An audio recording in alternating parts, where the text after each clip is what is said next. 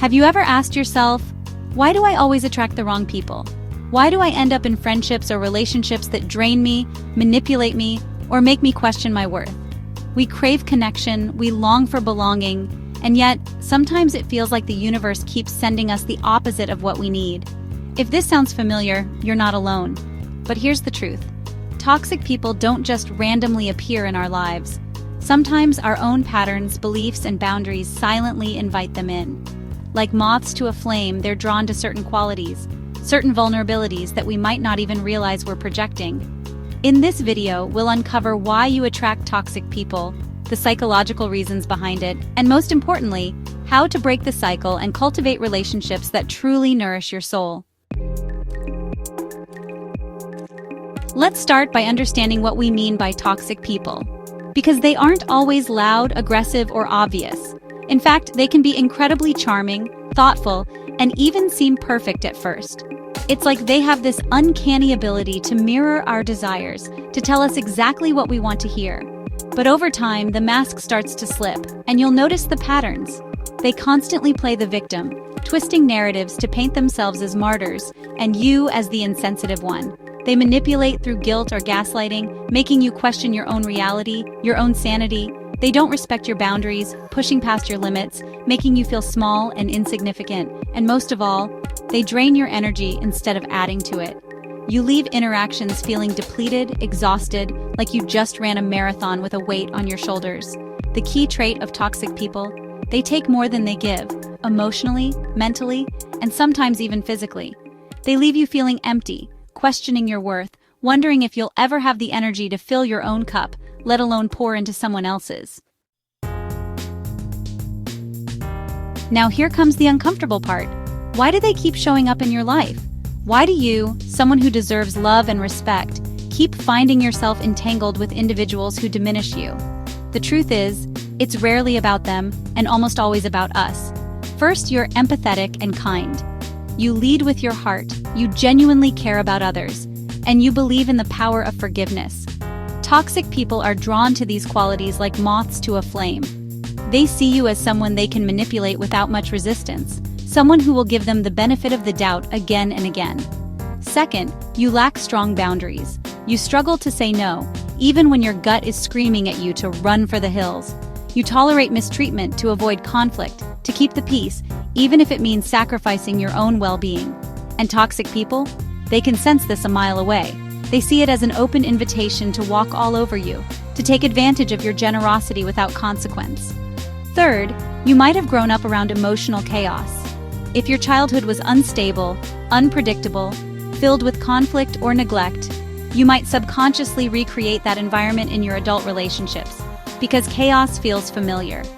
It's what your nervous system knows, what your subconscious believes is love.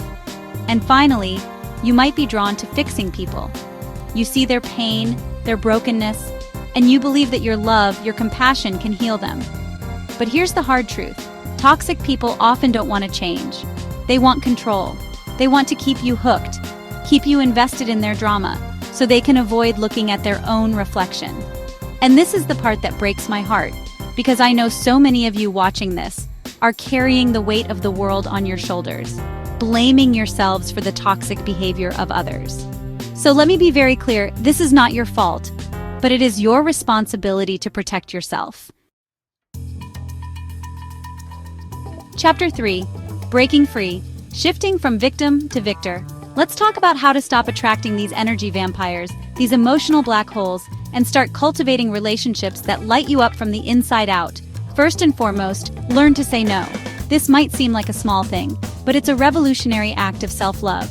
Practice saying no without explaining or apologizing. You have the right to protect your space, your time, your energy. Second, strengthen your self-worth. Toxic people prey on insecurity. They see your doubts, your fears, and they use them against you. The more you value yourself, the less you tolerate mistreatment.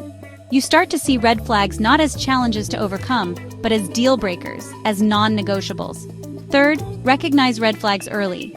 Don't ignore that gut feeling, that inner voice that whispers, something's not right here. If someone consistently makes you feel guilty, confused, or small, it's not healthy.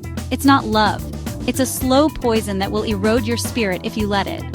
Fourth, stop being the fixer. You are not responsible for saving others. You are not responsible for their happiness, their choices, their consequences. Help is kind, but self-sacrifice isn't. And finally, set and enforce boundaries. Boundaries are not walls, they're filters. They are a way of saying, this is what I will accept, and this is what I will not. The right people, the people who deserve a place in your life, will respect them. The wrong ones will fight them. And that tells you everything you need to know. Chapter 4. The Psychology of Healing, Rewiring for Healthy Love. Now let's dive a little deeper into the psychology behind all of this. Because knowledge is power, and understanding the why can be incredibly empowering. According to psychology research, people with codependent tendencies are more likely to tolerate toxic behaviors. They've learned to derive a sense of worth from taking care of others, even at the expense of their own well-being. Individuals with anxious attachment styles may mistake intensity for love. They crave closeness, but their fear of abandonment can lead them to cling to partners who are emotionally unavailable or even abusive. And low self-esteem makes it harder to walk away from harmful relationships. When we don't believe we deserve better, we settle for crumbs, for scraps of attention, for love that feels more like a transaction than a gift. But here's the beautiful thing. Healing starts with awareness. The moment you recognize these patterns, these tendencies, you can start to shift them. Therapy can be incredibly helpful in this journey. A skilled therapist can provide a safe space for you to explore your past, your wounds, your relationship patterns, and develop healthier coping mechanisms. Journaling is another powerful tool for self-discovery. Writing down your thoughts and feelings can help you identify triggers, process emotions, and gain clarity on what you want and deserve. And finally, surround yourself with a healthy support system. Connect with people who uplift you, who see your worth, who encourage you to set boundaries and prioritize your well-being. You don't attract toxic people because you're broken. You attract them because you haven't realized how powerful you truly are. You haven't realized that you have the power to choose differently, to love differently, to live differently. Outgrow, you are worthy of love. Claim your power. You deserve peace. You deserve real love. You deserve relationships that feel safe, not heavy. Relationships that nourish your soul, not drain it. If you keep attracting toxic people, it's time to shift the focus inward, not with blame, but with compassion and courage. It's time to look at your own patterns, your own wounds, and start the beautiful, messy, transformative work of healing. Remember, when you change what you tolerate, you change what you attract. If this video helped you, hit that like button, subscribe for more brain and behavior insights, and share this with someone who needs to hear it today. Let us know in the comments. Have you ever had to cut off a toxic person? What helped you heal?